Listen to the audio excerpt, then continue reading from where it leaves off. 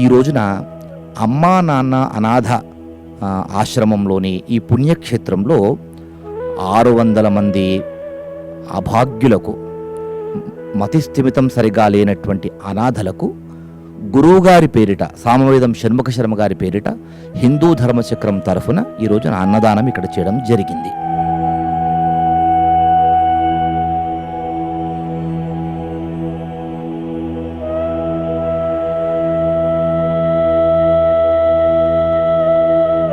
ఏ దానం చేసినా కానీ తనివి తీరదు, తృప్తి తీరదు.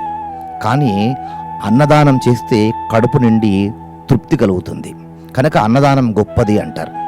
అలాంటి అన్నదానము ఇంకా వేద పండితులకు, వేద విద్యార్థులకు చేస్తే ఇంకా గొప్పది అని అంటూ ఉంటారు, శాస్త్రాలు కూడా చెప్తుంటాయి. కానీ ఇలాంటి పుణ్యక్షేత్రంలో ఇంతమంది నిర్భాగ్యులకు, మతిస్థిమితం లేనటువంటి వాళ్లకు అన్నదానం చేయడం అనేటువంటిది అది నిజంగా మన పూర్వజన్మ సుకృతం.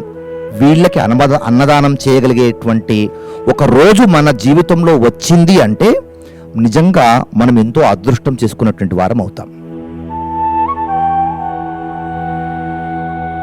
ఇక్కడ మేము అమ్మా నాన్న అనాథ ఆశ్రమంలో వచ్చి మేము అన్నదానం చేయటము మాకు చాలా తీయని అనుభూతి, మర్చిపోలేని అనుభూతి కలిగిందండి.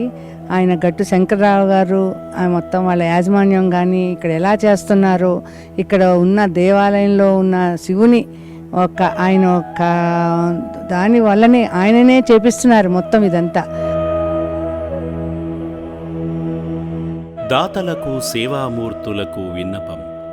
ఈ అభాగ్యుల పట్ల మీ దయాహృదయాన్ని ఈ వీడియో చూడటం వరకే పరిమితం చేయవద్దని మనవి. ఈ అనాథుల అన్నదానం కోసం విరాళాల రూపంలో అయినా, బియ్యము, పప్పు, కిరాణా రూపంలో అయినా సాయం చేస్తే పుణ్యం పొందినవారవుతారు.